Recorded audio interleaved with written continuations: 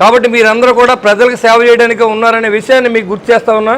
ఈ రోజు నుంచి ప్రతి ఊరికి ఎంఆర్ఓ ఎండిఓ వస్తారో, మీ సమస్యలు తెలుసుకుంటారో, ఆ సమస్యల్ని ప్రభుత్వం దృష్టి తీసుకెళ్తారో, ఆ సమస్యలు తీర్చే దిశగా మనందరూ కలిసి ప్రయత్నం చేద్దాం అని కూడా మీకు తెలియజేస్తూ ఉన్నా. కాబట్టి అందరూ దయించి సహకరించండి, అభివృద్ధి చేద్దాం.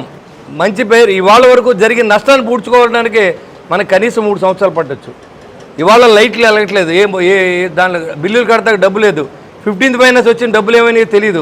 ఈ డబ్బులన్నీ ప్రభుత్వ ఖాతాకి వెళ్ళిపోతున్నాయి.